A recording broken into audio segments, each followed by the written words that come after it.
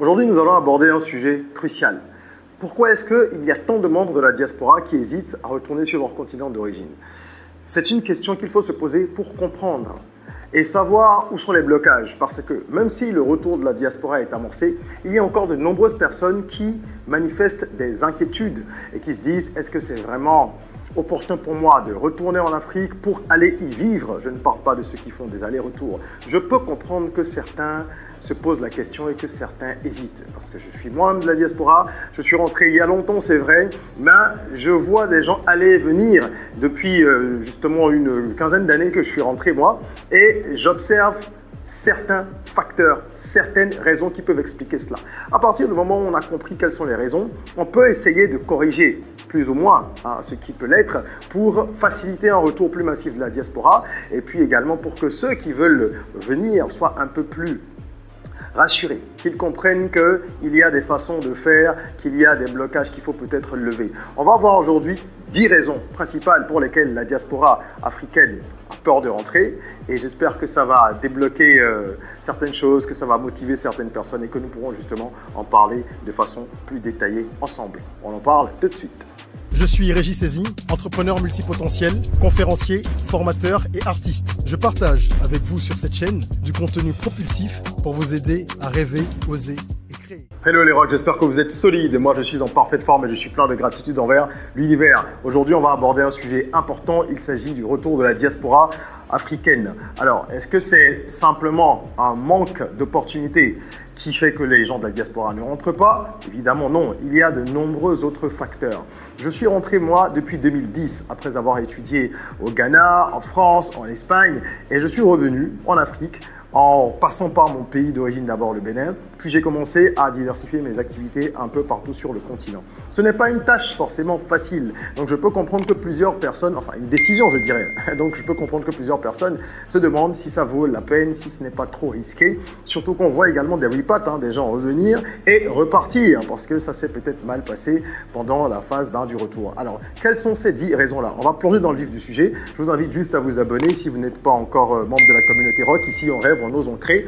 On est donc Rock, vous avez compris le mantra. Bienvenue à bord. On parle ici de business, d'entrepreneuriat, de mindset et d'éducation financière. Mais également de faire, on va dire un peu plus largement, de faits de société qui peuvent permettre à chacun de prendre conscience de son potentiel, de l'exploiter au maximum. Alors, la première raison concerne les problèmes politiques, les crises politiques, l'instabilité politique. Parce que malheureusement, dans de nombreux pays africains, il y a encore des situations qui ne sont pas forcément rassurantes. Vous savez, quand on veut faire par exemple une étude de marché, un des outils qu'on utilise, une des techniques, c'est l'analyse Pestel, qui permet de sonder un petit peu l'environnement en commençant par le P de Pestel qui est le politique. Donc l'environnement politique c'est important.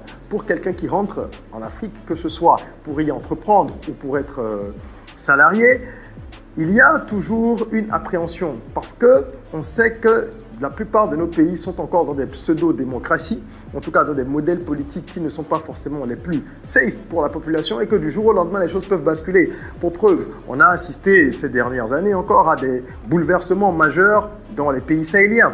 Donc, les gens ne sont pas forcément rassurés. J'ai un de mes clients, par exemple, qui a investi au Niger il y a 2 ans et qui se retrouve, il est de la diaspora, n'est-ce pas? Il se retrouve dans une situation difficile depuis qu'il y a eu ce vent-là qui a soufflé sur le Niger. Et même s'il est d'accord avec ce qui est prôné, ce qui est promu, c'est-à-dire l'autodétermination des peuples africains, mais il n'est pas forcément content de ce qui lui arrive à lui, parce qu'il a perdu beaucoup d'argent, son business en a pâti énormément, il a fermé d'abord, et il y a beaucoup de gens dans ce cas-là. Donc quand les gens regardent un peu de loin, ils se disent « est-ce que ça vaut la peine que je rentre si du jour au lendemain, les choses peuvent tourner au vinaigre sans que mes acquis, mes actifs ne soient garantis ?» C'est un problème sérieux et malheureusement, on ne peut pas le régler en tant que citoyen individu, mais on peut prendre quelques dispositions pour essayer de minimiser les chocs lorsque ça arrive. Deuxième raison pour laquelle les gens de la diaspora hésitent parfois à rentrer, c'est tout ce qui est lié aux problèmes économiques, c'est-à-dire le chômage. Ceux qui veulent rentrer et qui n'ont pas déjà eu des accords avant de venir, donc un accord ou un contrat de pré-embauche ou des choses de ce genre, avec des engagements fermes, ben, ils hésitent parce qu'ils ne savent pas si le terrain est vraiment fertile. Il y a beaucoup de gens, lorsqu'ils sont dans cette dynamique-là, qui rentrent et qui tâtent un peu le terrain pour voir et ils repartent. Moi, j'ai un cousin, ça fait 5 ans qu'il veut rentrer. Et à chaque fois qu'il a l'occasion de faire un tour, il rentre dans son pays, d'accord, 1 mois, 2 semaines par an, ça dépend. Et il sonde un peu, mais ce n'est pas quelqu'un qui a des appuis politiques ou qui a un réseau particulier dans son pays d'origine. Du coup, il n'a pas encore trouvé l'opportunité qui lui garantirait un certain standing par rapport à ce qu'il a déjà. Donc il est prêt à downgrade un peu, donc à descendre un peu, mais il ne trouve pas. Donc ça, c'est difficile aussi. Et on sait que le chômage dans nos pays africains, malheureusement, il est galopant, quoi. Il est galopant et quel que soit le niveau d'études, parfois même quand vous avez des diplômes plus avancés, c'est encore plus difficile pour vous parce que ce sont des emplois qualifiés qu'il vous faut. Et il n'y a pas beaucoup d'entreprises qui, justement, recrutent des personnes avec des profils, des hauts potentiels ou des profils, on va dire, très expérimentés. Voilà, donc ça, c'est une vraie difficulté et il faut pouvoir la résoudre. Du côté des affaires, les opportunités, certains se demandent si elles existent vraiment aussi. Parce qu'on se dit, oui, le chômage, l'activité économique, ça touche aussi le business. C'est vrai. Mais par contre, il ne faut pas penser qu'il n'y a pas d'opportunité du tout. Ça, ce serait faux. Et nous, avec nos équipes, nous travaillons depuis plus de 12 ans sur ces sujets-là, en accompagnant des clients à travers le monde, mais principalement en Afrique, des gens qui veulent s'installer sur le continent africain, qui cherchent des idées de business ou qui en ont et qui ont besoin qu'on leur réalise une étude de marché pour vraiment valider la viabilité de l'idée, ensuite réaliser un business plan, faire un plan marketing, les accompagner à la mise en route de l'entreprise, etc. Donc si c'est quelque chose qui vous intéresse, contactez-nous. Tous nos contacts sont dans la barre de description. Et on se fera un plaisir de vous accompagner. Notre expertise, notre expérience et nos références parlent pour nous. Voilà un deuxième facteur qui malheureusement freine les gens de la diaspora. Troisième raison, c'est le manque de modèles de réussite. D'accord, et d'épanouissement, je dirais. Il y a eu jusqu'à 3-4 ans très peu de modèles de réussite de gens qui sont revenus. Il y en avait, des personnes comme ça, mais ce n'était pas forcément divulgué. Et donc, les gens étaient encore plus craintifs qu'aujourd'hui. Ça commence à se décoincer un peu parce qu'il y a une vulgarisation de l'information et qu'il y a également des youtubeurs, des créateurs de contenu qui, évidemment, partagent leur vie. Ça, c'est une bonne chose. Toutes les personnes qui sont sur le segment entrepreneuriat, business, retour de la diaspora, etc., ce sont des personnes qui font du bien à la communauté dans une certaine mesure. Parce que ces gens-là partagent leur quotidien et donne de l'espoir et du courage. Vous savez, quand les gens n'ont pas l'impression que quelque chose est possible, ils ne veulent pas, comment on dit, test the water. Ils ne veulent pas vraiment se mettre en danger. Et ça peut se comprendre. Ok? Pendant longtemps, si je fais une analogie, en Afrique, les parents considéraient que faire de la musique, faire du sport, etc., ce n'était pas des vrais métiers. Pourquoi? Parce qu'ils ne voyaient pas comment est-ce que leurs enfants s'en sortiraient. Ils n'avaient pas de cas autour d'eux. Aujourd'hui, quand on voit des Fally Ipupa, des Burna Boy et j'en passe, qui vivent extrêmement bien de leur art, et beaucoup de sportifs aussi, évidemment ça reste des exceptions, mais ça donne un peu plus d'espoir aux parents qui parfois laissent un peu de champ à leurs enfants. Je reviens donc dans notre sujet pour dire que c'est pareil. Quand les gens voient aujourd'hui que X est rentré en Afrique et s'en sort, et que ça va plus ou moins bien, ou très bien, eh ben, ça donne un peu plus d'espoir aux gens qui se disent « on va tenter le coup aussi ». Je voudrais tout de même mettre en garde les différentes personnes qui suivent des youtubeurs, dont moi, je suis un youtubeur, n'est-ce pas? Entre autres, je suis entrepreneur, mais je suis youtubeur, puisque YouTube et d'ailleurs toutes les autres plateformes, je suis créateur de contenu, me permettent de diffuser mes messages. Eh bien, vous devez nous écouter, nous créateurs de contenu, avec une certaine distance et du recul. Je le dis, je l'assume. Parce que si vous pensez que certains créateurs de contenu vous disent toute la vérité, vous vous trompez. C'est pour ça que moi, dans mes discours, j'essaie d'être modéré. Il ne faut pas penser que tout est rose. Sinon, vous pouvez rentrer dans une sorte d'utopie qui se retournerait contre vous. C'est comme les benguistes, comme on dit, qui viennent en Afrique en vacances et qui font croire à ceux qui sont ici que tout est rose là-bas, en Occident. De la même manière, ceux qui rentrent ici qui vous font croire que tout est rose, ils vous mentent. Parce que tout n'est pas rose, même s'il y a beaucoup d'opportunités quand même. Okay? Ensuite, raison numéro 4, il y a les différences culturelles. Les différences culturelles, elles sont importantes et elle constitue surtout un frein pour les personnes qui sont restées longtemps en Occident. Moi, je suis rentré assez vite. J'ai fini mes études, je suis resté, je crois, 6 mois et je suis rentré malgré les opportunités que j'avais de l'autre côté. J'étais major de promo, j'avais pas mal d'opportunités. Mais moi, mon choix, ça a toujours été d'être entrepreneur. J'ai dit, je vais rentrer en Afrique. Je ne suis pas forcément focus sur mon pays d'origine, je suis focus sur l'Afrique parce que j'ai compris depuis très longtemps que tout se jouerait ici. Donc, je n'ai pas forcément eu les chocs culturels que des gens qui sont restés 5 ans, 10 ans ont lorsqu'ils reviennent. Pourtant, ça a été sur certains points difficile pour moi. Donc, j'imagine quelqu'un qui est resté plus longtemps, quand il revient, il y a des choses qu'il ne peut pas supporter. Gardez à l'esprit ceci. Les gens qui rentrent ne sont pas forcément tous snobs, même s'il y en a beaucoup. Le fait d'être parti après le bac, pour la plupart d'entre eux, eh ben, ça fait que les gens sont façonnés au moment où ils deviennent des hommes et des femmes. C'est 16, 17, 18 ans, pas autour de ces âges-là, ou même 20 ans. Mais ils deviennent des hommes ou des femmes avec une autre culture. Et quand ils reviennent, il y a des choses qu'ils ne comprennent pas, qu'ils ne tolèrent pas, même s'ils les avaient connues quand ils étaient petits. Parce que quand on est petit et qu'on va à l'école, on n'est pas dans la vie active. Okay? Et quand on revient, on est exposé à certaines choses, on ne comprend pas. C'est assez difficile. Et il y a la vie culturelle en elle-même, au-delà des paramètres sociaux que j'évoque là en filigrane. Moi, j'ai un couple d'amis qui n'a pas tenu, ils sont restés 2 ans, mais eux, ils sont repartis surtout à cause de la vie culturelle. Ce sont des gens qui ont une vie culturelle très animée et qui vont au théâtre, qui vont voir des spectacles de stand-up, qui vont à des concerts, qui vont aller faire du camping, qui vont au ski. Ils ont fait ça pendant plus de 10 ans, pendant qu'ils étaient en Europe. Donc, ils se sont habitués à ces activités-là, qui sont des activités culturelles, aller au musée, etc. Et quand ils sont rentrés, ça leur manquait, pour eux, mais surtout pour leurs enfants. Et ils se plaignent régulièrement en disant il n'y a pas d'activité pour les enfants, ça m'embête un peu, comment est-ce que je peux faire? Donc ils ont essayé de gérer comme ils pouvaient, bon ils repartaient pendant les congés ou les vacances. Finalement, eux ils sont repartis uniquement pour ça. Ah oui, il faut comprendre que pour certaines personnes, la culture c'est quelque chose d'important, la vie culturelle, parce que nous avons une culture riche en Afrique. Mais il faut qu'on puisse développer des activités culturelles de façon à ce que ça puisse être ouvert et attractif pour ceux qui ont envie d'avoir une vie culturelle animée. C'est extrêmement important. Sinon, pour beaucoup, c'est difficile. Même moi, parfois, pour mes enfants, quand je regarde, j'ai envie, je les inscris dans une bibliothèque, je les amène voir des spectacles, etc. Mais le choix n'est pas très diversifié, il faut se dire la vérité. Donc ça, c'est un point sur lequel nous pouvons travailler et ça veut dire qu'il y a des opportunités pour les entrepreneurs. Parce que tout ce qui est activité culturelle, business qui tourne autour de la culture, ça peut rapporter beaucoup d'argent si vous allez toucher la bonne cible. Si vous avez besoin de coaching parce que vous voulez rentrer, vous ne savez pas comment faire, vous craignez justement de ne pas avoir une vie culturelle animée, vous craignez les décalages entre ce que vous attendez d'un point de vue social et ce qui va arriver, etc. Vous pouvez booker une séance de coaching avec moi, une séance d'1 heure, et puis par Zoom, je peux vous accompagner. J'accompagne les gens à travers ces séances-là, qu'il s'agisse de questions business pures ou de développement personnel ou de retour en Afrique. Et généralement, tout ça s'entremêle un petit peu, d'accord? Donc, vous pouvez booker une séance, ça se passe par Zoom, par WhatsApp, etc. Ensuite, nous avons la raison numéro 5 qui concerne les systèmes de santé et d'éducation. Alors là, c'est un gros problème. Nous sommes tous d'accord pour dire que les plateaux techniques dans nos pays, d'un point de vue sanitaire, ne sont malheureusement pas à la hauteur. Même si des efforts sont faits par les différents gouvernements, on est loin de pouvoir atteindre des standards qu'on retrouve dans les pays occidentaux.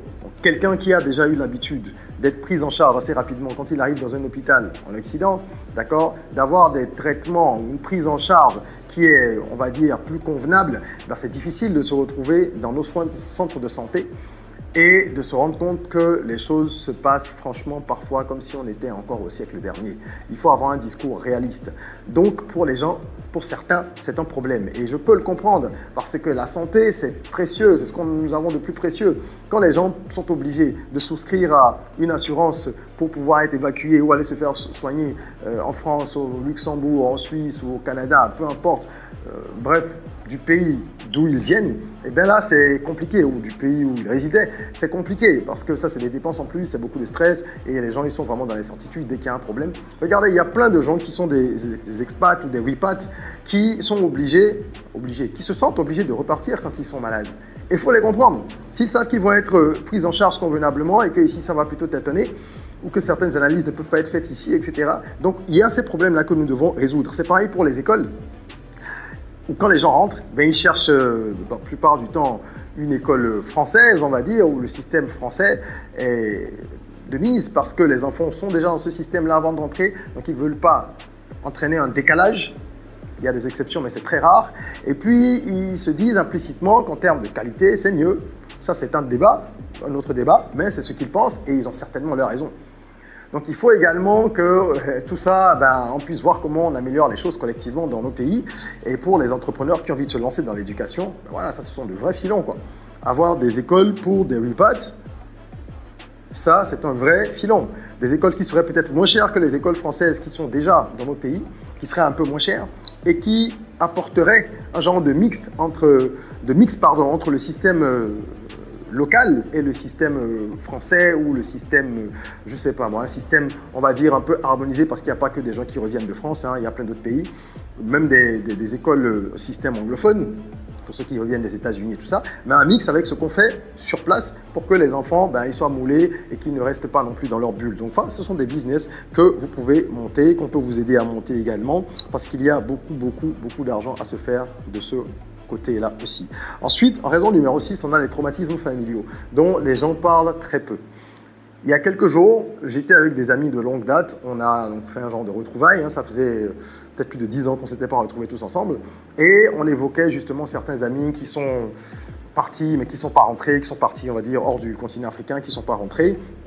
Et l'un d'entre nous a dit, ça c'est généralement parce que les gens, ils ont peur de ne pas pouvoir se refaire s'ils rentrent et tout ça. Et je lui ai répondu que c'était vrai, en partie. Mais de mon point de vue, étant donné que je travaille avec beaucoup de gens de la diaspora, donc je vous les vois venir, repartir parfois malheureusement et tout ça, il y a un autre problème. Lorsqu'on observe bien, ce sont les traumatismes familiaux. Il y a des gens qui ont juré qu'ils ne remettraient plus pied dans leur pays d'origine parce qu'ils ont été traumatisés par des problèmes de famille. Et il faut se dire les choses clairement. Il y a tout ce qui tourne autour du mysticisme, des rancunes, etc. Ce sont des réalités de nos pays. Ce sont les réalités de nos environnements. Et certaines personnes ne veulent pas revenir parce qu'elles ont vécu des histoires difficiles, sordides, parfois abracadabandesques. Et elles se disent, ce n'est pas la peine de retourner là-bas. Moi, je connais quelqu'un qui, depuis 15 ans, n'a pas remis pied dans son pays, même pas pour des congés d'une semaine. Est-ce que c'est bien? Est-ce que c'est mal? Personne ne peut le juger parce que vous ne savez pas ce qu'il a vécu. Donc, malheureusement, ça, c'est quelque chose qu'il faut prendre en compte pour comprendre un peu la dynamique dans laquelle les gens sont quand ils sont dans cette réflexion-là de est-ce que je rentre, est-ce que je ne rentre pas. Et c'est à nous qui sommes sur le continent et qui voulons le bâtir, en demandant également à ceux qui sont de l'autre côté encore de nous aider à le bâtir, de créer un certain environnement, de les rassurer et de les accompagner pour que les choses se passent plus ou moins bien. Raison numéro 7, le manque d'infrastructures. Ici, je ne parle pas de la santé et de l'éducation, on a déjà évoqué ça, mais de tout ce qui concerne l'accès à Internet, par exemple, les services publics, quoi. L'électricité, les coupures d'électricité dans nos pays encore en 2023. Malheureusement, dans beaucoup de pays africains, c'est encore courant de ne pas avoir le courant. Et les problèmes d'accès à l'eau aussi. Le coût de l'électricité, au-delà de sa disponibilité. Le coût d'Internet. Lorsque tu te rends compte que tu vas payer 19,99 € ailleurs pour avoir un super abonnement, un vrai illimité, avec un débit de fou, d'accord, ce qui fait donner 12-13 000 et au prorata du SMIC, ça ne coûte rien du tout, et que tu te dis, je vais rentrer dans mon pays, je vais payer dans les 30 000 peut-être, c'est une moyenne, hein, ça varie dans les pays africains, n'est-ce pas? Pour avoir un mois d'accès à Internet, ça ne va pas toujours être stable, et quand tu ramènes le 30 000 par rapport au SMIC, c'est peut-être la moitié ou le tiers dans le meilleur des cas, alors qu'ailleurs, c'est peut-être... je sais pas moi, 5%, enfin je ne fais pas le calcul de tête là tout de suite, mais quand vous avez 1200, 1300, 1400 € de SMIC et que vous avez 20 € de connexion Internet, regardez un petit peu, bon, sans parler de la qualité. Donc tout ça, ça freine les gens. Les services publics, non pas seulement la lenteur, mais la façon dont les dossiers sont traités, les choses sont gérées, tout ça, ça freine les velléités de retour. Donc, nous qui sommes ici, encore une fois, nous devons travailler à améliorer ça. Et pour ceux qui hésitent à rentrer, il faut apprendre à vous adapter parce que quand on arrive quelque part et que la musique change, les pas de danse doivent changer aussi. Moi, j'ai eu du mal à mon retour avec un certain nombre de paramètres, surtout Internet par exemple. Pourtant, je suis quelqu'un qui s'adapte très vite. Et aujourd'hui, je n'y suis toujours pas habitué. Lorsque je sors du continent de mon pays de résidence et que je vais dans d'autres pays africains où la connexion est un peu meilleure ou que je sors carrément du continent et que je reviens, à chaque fois que je reviens, j'ai un choc. Je te dis, mais non, c'est pas possible. C'est quand même pas possible. D'accord? Et qu'est-ce que tu fais? Ben, tu t'adaptes. Il y a un sacrifice à tout. Pour essayer de profiter aussi des opportunités qu'il y a sur le continent, il faut savoir s'adapter. Raison numéro 8, les pressions sociales et familiales. Ah, ça, on pourrait faire je ne sais pas combien d'heures à parler de ce problème-là. Parce que honnêtement, qui n'a pas de pression familiale? Nous savons qu'en Afrique, pendant longtemps, la norme, ça a été que quelques personnes comptent sur les autres. Oui, solidarité, d'accord. Mais lorsque ça devient de l'assistanat, à temps plein, c'est compliqué. Et il y a beaucoup de gens qui ne le supportent pas. Déjà, étant à l'étranger, la plupart des gens aident leur famille comme ils peuvent. Et ça, c'est une bonne chose. Mais quand les gens rentrent, c'est différent. Quand vous êtes sur place, vous êtes, on va dire, à portée de main. Les gens savent que vous êtes là. Vous n'êtes pas obligé d'aider les gens, n'est-ce pas? On est d'accord. Vous pouvez les aider de façon on va dire modéré, vous allez circonscrire la chose. Mais c'est plus facile à dire qu'à faire, parce que quand vous êtes sur place, les sollicitations se multiplient. Sollicitations, aide-moi pour ceci, aide-moi pour cela. Il y a le baptême de tel, viens s'il te plaît. Ça, c'est un événement où tu dois être. Même dans le cercle professionnel, puisque c'est un facteur, un fait social, ben, les gens ils vont toujours aller organiser des fêtes, la communion du partenaire, le baptême de la fille, du cousin, du boss, etc., etc., etc. Donc ça, c'est aussi quelque chose qui freine les gens. Et si vous demandez à 9 personnes sur 10 qui pensent à rentrer, vous rendrez compte que ce facteur-là est sur la liste des facteurs qui les freinent. Je finirai en évoquant les 2 derniers facteur, à commencer par le 9e qui concerne la réintégration socio-professionnelle. C'est un petit peu lié à ce que je viens d'évoquer, mais c'est plus complexe que ça. Quand les gens rentrent, ils ne savent pas toujours comment aborder le marché du travail ou aborder le business quand ce sont des entrepreneurs. Comment s'intégrer véritablement. Les codes sont différents. Les codes ne sont pas les mêmes. Et les gens ne sont pas forcément au fait de ce qu'il faut faire. Ils vont venir avec des habitudes d'ailleurs, des réflexes d'ailleurs, qu'ils vont essayer de greffer ici, ça ne fonctionne pas. Donc, ils sont déçus, ça se passe mal, etc., etc. C'est pour ça que nous, avec nos services de consulting, on intègre aussi cette variable sociale et que lorsqu'on a fini tout ce qui est études de marché, business plan et compagnie, ben, quand il faut accompagner le client et qu'il choisit cette option aussi, ben, on prend tout ça en compte. Lors du recrutement, il y a des erreurs à ne pas faire pour savoir qui recruter, comment on gère le personnel dans nos pays. Ce n'est pas pareil que le personnel que tu vas gérer en Belgique, au Canada, etc. Donc tous ces paramètres-là, il faut les prendre en compte. Les outils de gestion, tu ne vas pas mettre un CRM à la disposition de personnes qui ne savent déjà pas faire parfois des recherches Google. C'est la réalité. Même qu'ils ont des bacs plus 5. Parce qu'ils n'ont pas appris à faire ça, ils n'y sont pas habitués. Donc tu vas mettre des fichiers de gestion qui vont être différents et vont être adaptés à leurs habitudes. Et tu vas les faire progresser tout doucement avec la formation et tout le reste. Donc il faut adapter les choses. La réintégration socio-professionnelle, elle est difficile qu'on soit cadre ou qu'on soit à son compte entrepreneur. Je finirai par la 10e raison. Il s'agit de la perte de statut. Les gens ont peur de perdre leur statut et donc de perdre leur identité. Oui, parce que quand tu rentres, sauf dans les cas où tu as eu un gros contrat pour bosser pour une multinationale ou pour un organisme d'État où tu es bien rémunéré, ou pour une institution, une ONG, etc. Lorsque tu repars dans des conditions, on va dire, plus modestes, c'est assez difficile de retrouver l'identité et le standing que tu avais de l'autre côté au départ, pour beaucoup de gens. Et donc les gens, ils craignent justement tout ça. C'est pas les mêmes environnements. Si tu gagnes 2000 € en Occident, que tu peux avoir accès à des prêts qui te permettent justement de faire un certain nombre de choses, des prêts de consommation pour acheter une voiture, pour aller en vacances, etc. Ben, c'est pas évident que même avec un salaire de 1 million ici, ça fait pas les 2000 €, mais c'est déjà énorme quand tu fais le rapport par rapport à nos environnements, mais c'est pas évident que tu puisses avoir accès aux mêmes prêts. Par exemple, et je pourrais donner de nombreux autres facteurs. Donc les gens ne veulent pas perdre leur statut social et ça se comprend. Il y a un certain standing de vie qu'ils ne veulent pas perdre. On vit bien en Afrique quand on a de l'argent. Mais par contre, moi je dis toujours, pour être honnête, il faut avoir assez d'argent pour bien vivre en Afrique. Parce qu'il y a beaucoup de faux frais. À en plus finir. Rien que les sollicitations familiales. Et après, tout ce qui concerne le business, tu vas faire avancer tes dossiers ou même de façon administrative. Franchement, il y a beaucoup de faux freins en Afrique. Donc il faut s'armer Et il faut se préparer, il faut savoir comment mettre les choses en place. Voilà les 10 raisons principales pour lesquelles la diaspora ne rentre pas toujours, même quand elle en a envie, de mon point de vue. Hein, certains sautent le pas, on aimerait qu'il y en ait plus. Et je pense qu'il ne faut pas se borner à ces facteurs, à ces causes-là pour hésiter trop longtemps. Parce que ça se joue ici, désormais. Ça se joue ici. C'est pour tout ça qu'il y a également les clubs d'investissement, les business clubs que l'on met en place, que plusieurs personnes mettent en place pour permettre à ceux qui ne rentrent pas de pouvoir déjà bénéficier des opportunités qu'il y a sur le continent. Oui, ils peuvent rentrer après, mais dans tous les cas, même s'ils rentrent, c'est en se mettant ensemble que la force est décuplée. Et je voudrais vous inciter à vous souvenir que nous avons également une culture riche et que si les choses ne vont pas bien, c'est à nous, autant qu'on voudrait, hein, c'est à nous de les changer, de les améliorer. C'est un combat de longue haleine et il va falloir qu'on s'y colle tous. Ce n'est pas simple, mais nous allons y arriver. Voilà. Si cette vidéo vous a plu, je vous invite à mettre un like et à la partager aux gens de la diaspora qui a de votre entourage et aux autres Africains aussi pour que le rapport entre les gens de la diaspora et ceux qui sont sur place soit plus fluide. Il faut comprendre les attentes, les intérêts des deux parties pour pouvoir avancer. J'avais déjà fait une vidéo sur les problèmes que les gens de la diaspora rencontrent ici, en fait, les raisons pour lesquelles parfois ça ne se passe pas très bien sur place.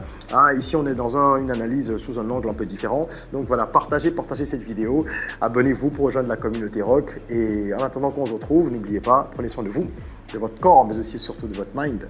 Et rêvons, osons, créons, soyons rock.